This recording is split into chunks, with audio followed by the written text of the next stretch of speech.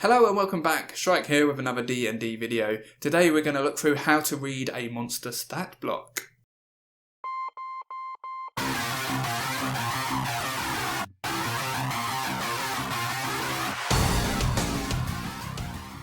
I was having a think about what video to make next, and there's quite a lot of YouTube videos out there of how a character can make their character sheet and then use their character sheet and explaining everything that you need to know about it. But there aren't really any videos that explain the monster stat block and how a dungeon master should use them. So here's that video. But before we get onto that, I upload content here on YouTube every Monday and Thursday. So make sure to subscribe if you want to improve your game, and then hit the notification bell so that you get notified when I upload a new video.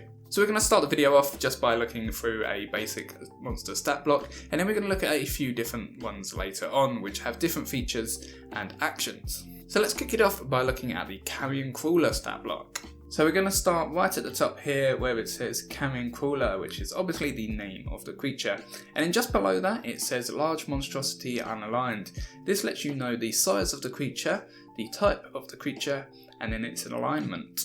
The size of the creature is important if you're using grid combat because it tells you how many squares that creature takes up. So the Carrion Crawler being large will take up 4 squares at 2x2 on the grid. The type of creature is also important for some abilities and features of some of the classes in the game, and then the alignment will always be to the right of that, but of course you can change that if the creature is different in your game at all. And then below that it has some information which is important for combat. So it has the armor class, the hit points, and the speed. You'll see just to the right of the armor class it tells you what type of armor it is wearing as well. So in this case the Carrion Crawler isn't wearing any armor, so it just says natural armor. And then to the right of the hit points it also tells you how many hit dice it has, the type of hit dice, and then it adds the constitution. This is good if you want to roll your own creature's hit points. You just roll exactly what it says here, and then that's its total hit points. Creatures can also take short rests, so this lets you know how many hit dice they have, the type of hit dice, and then you add the constitution modifier to it, just like normal hit dice. And then below that it has the speed, and in this case the Carrion Crawler also has a climb speed, which is just to the right of that. And then below them are the main stats, the strength, dexterity, constitution,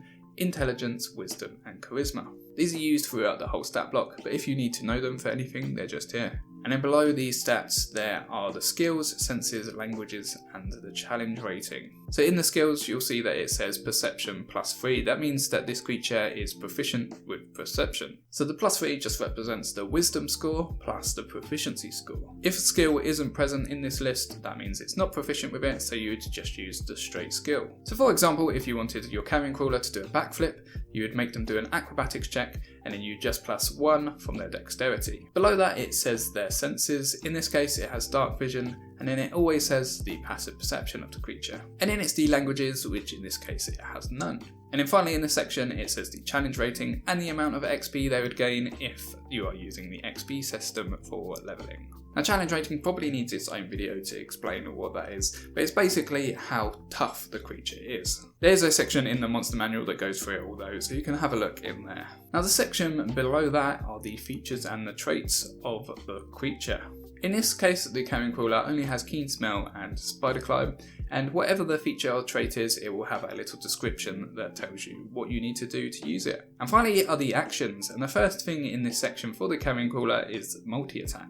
This lets you know that the Carrion Crawler can make 2 attacks, one with its tentacle and one with its bite. It then below that has the information you need for the tentacle and the bite. So if we look at the tentacle attack, it tells you that it is a melee weapon attack with a +8 to hit, which means you would just roll a d20 at +8 against the player's armor class. It also tells you that it has a reach of 10 feet. And then it tells you the damage, and it gives you a flat rate just in case you want to take the average, but it also gives you the dice in case you want to roll the dice to work out how many damage it does. The tentacle attack also has an additional effect, which it just explains afterwards. I've done a full video guide about combat in 5th edition Dungeons & Dragons, which you can check out just up here in the card, or I'll put a link to it down in the description below. So that was the Carrion Crawler stat block, which I think is quite basic, so I thought it'd be quite a nice one to start with. But now we're going to look at the Mage's stat block, which has quite a few differences, and it also has spellcasting. So here it is, and we're going to go through some differences before we get on to spellcasting. Starting right at the top here, just under where it says Mage,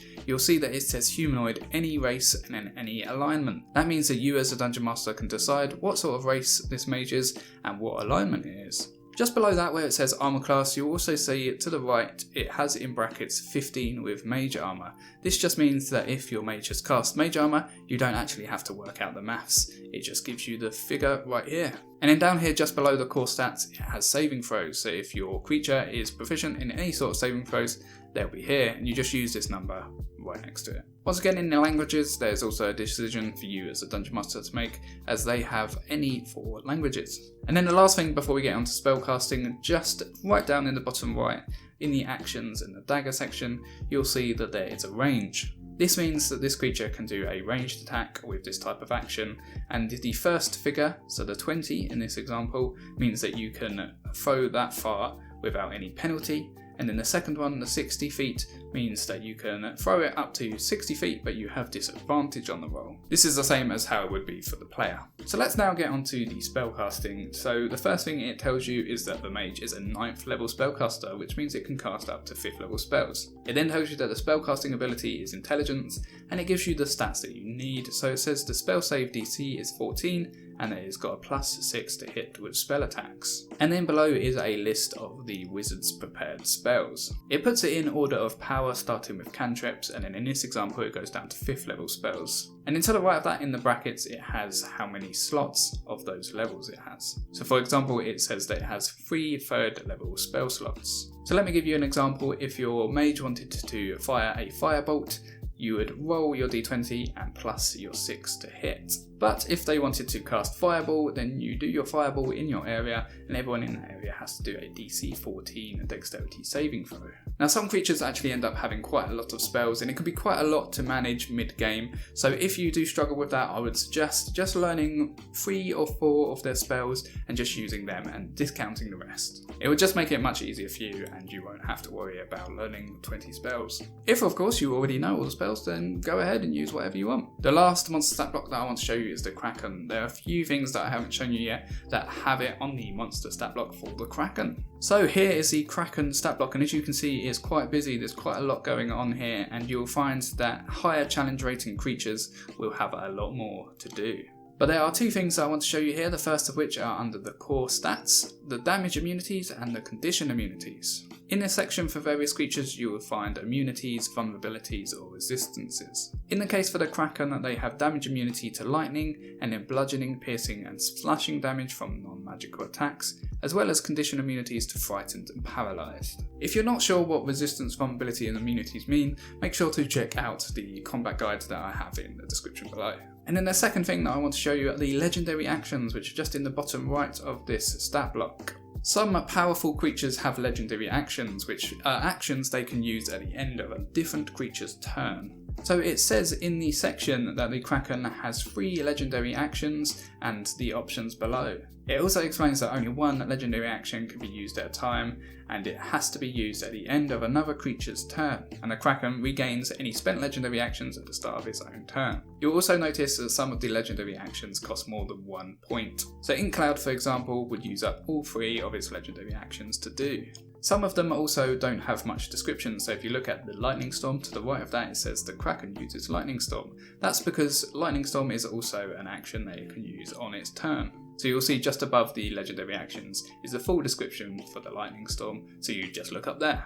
But then for Inkcloud, it is an ability that they can use on their turn. It's only a legendary action, so it has the full description. And there you go, that's pretty much everything you will need to know about monster stat blocks. It can get quite overwhelming as a dungeon master to have to manage all of the creatures on the battlefield and what they can do, so here are some tips which should help you out. The first of which is always read the stat block ahead of the game. So if you know that there's a possibility that your players will be fighting a mage, for example, make sure to read the mage stat block and note down anything that you think you might forget. I, for example, will quite often forget if a creature has any sort of resistances, immunities or vulnerabilities, so I make sure to double check them beforehand and write them down on my notepad. Another tip that I've already covered a little bit is that if there is too much on a creature's stat block, just strip some of it out. It doesn't need all of it all the time. So if there are too many actions or there are too many spells or something like that, just pick a few that you think are cool and will be good in battle and then get rid of the rest. And then the final thing that I want to say is that it is completely fine for you to edit these stat blocks as much as you like. If instead of the traditional Kraken, like the one that we were just looking at, you want a huge tentacled monster that is based around fire, then feel free to change its lightning storm to firestorm instead and use the exact same numbers but just change it from lightning damage to fire damage. Sometimes this is a hell of a lot easier than trying to make a completely new monster that takes quite a bit of time. So there you have it, hopefully this has helped. If it has, please do give it a like, that does help to support me and what I'm doing with this channel. And make sure to subscribe, I upload videos here on YouTube every Monday and Thursday. So if you want to improve your game, subscribe and then ding the bell next to it so you get notified when I upload more videos. But until next time, happy gaming.